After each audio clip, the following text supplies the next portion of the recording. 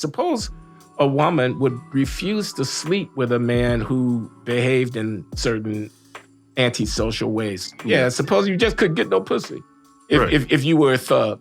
Mm-hmm. You know, Well, that would solve it in a week.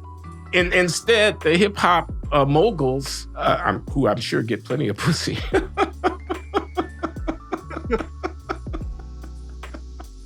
make a living out of thumping their chest and parading around in the most thuggish regalia with the snarl and the.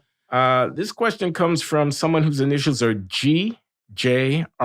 GJR writes, my question is about the sharp divergence between how mainstream white and Black communities tend to regard their own riffraff. There are respectable, reputable people of all ethnicities, and then there are the deadbeats and the criminals.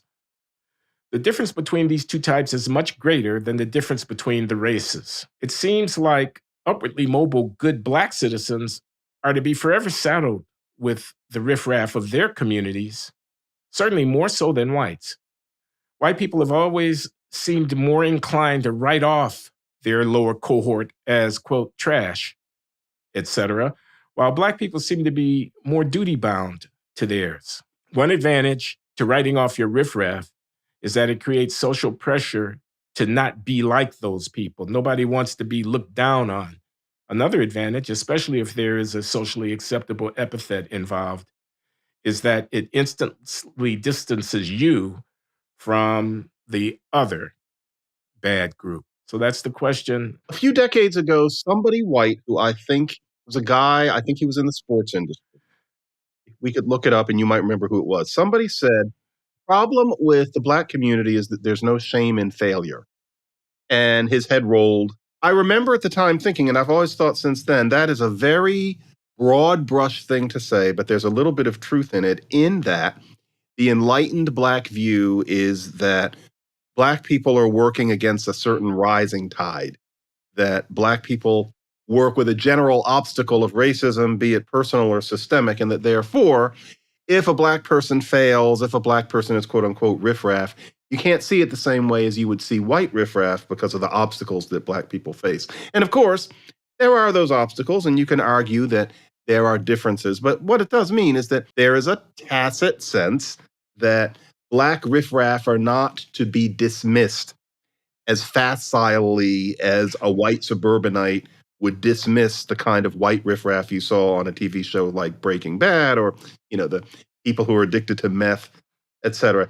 There is an element there. The idea is that we face more obstacles, and therefore if a person fails to an extent, it has to be understood. So I would say that, yes, there is a sense in the Black community that if somebody is a riffraff, as you put it, it's not ideal, but there's much less of an impulse to condemn that person as just a disaster, to consider that person unsuitable for any kind of romantic attachment, to keep that person hidden, than there might be in many white communities. I think about Bill Cosby.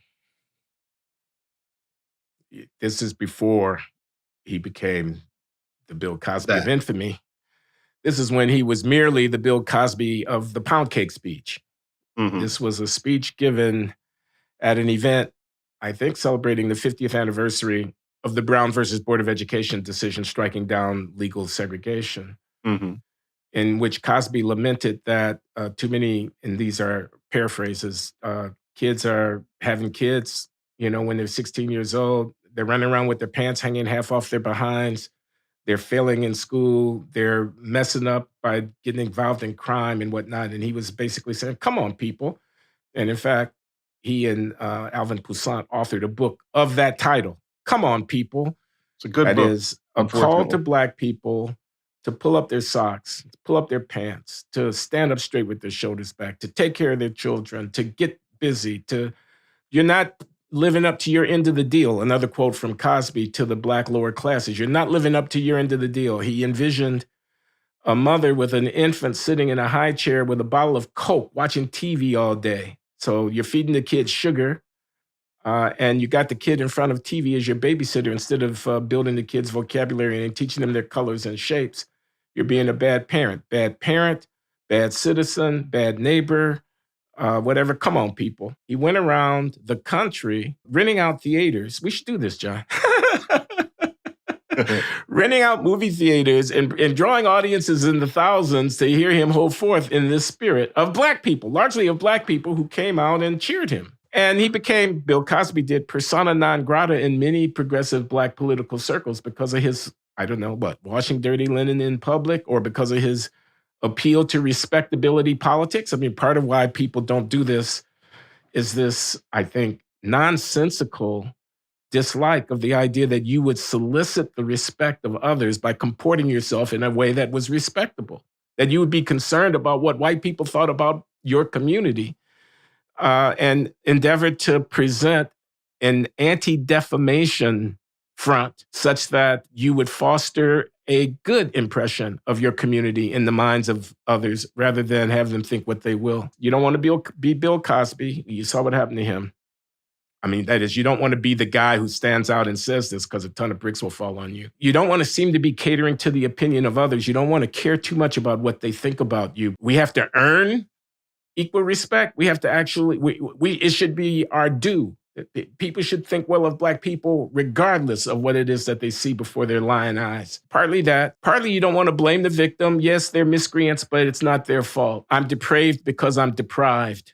That's that line from West Side Story. These, and I could go into a long rant about this, these thugs, these vicious, mindless, almost inhumane criminals who are killing kids deserve condemnation. They deserve sanction. They should not get anybody's respect. They should be called out, et cetera, et cetera. I feel that very strongly. But if I use the word thug in reference to Black criminals, carjackers, rapists, murderers, gangbangers, if I use the word thug, I'm going to have a fight with a lot of people, including the one I'm married to, who will say that is a racist trope, as if thuggery didn't actually represent a real thing in the world that manifested itself on occasion too frequently amongst African-American communities. I believe people are reluctant for the reasons that I've articulated to go down that road. They don't want to be echoing the same condemnations that they hear when they turn on Tucker Carlson at night. They don't want to be that guy. There are consequences to the withholding of this kind of internal sanction. Suppose a woman would refuse to sleep with a man who behaved in certain antisocial ways. Yeah, suppose you just couldn't get no pussy if you were a thug. Mm-hmm. You know, well, that would solve it in a week. Instead, the hip hop moguls, who I'm sure get plenty of pussy,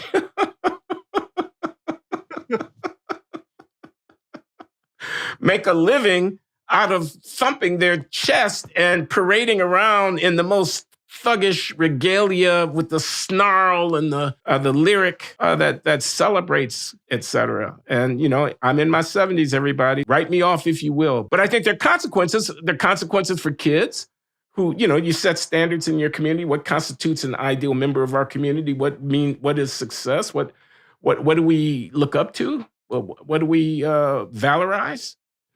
And to the extent that you're slow to condemn the riffraff, you're sending a not especially good signal to the youth. I don't want to become the kind of person you were just describing, but, you know, all of the gangbanging murders every summer in, say, Chicago or Philadelphia or New York.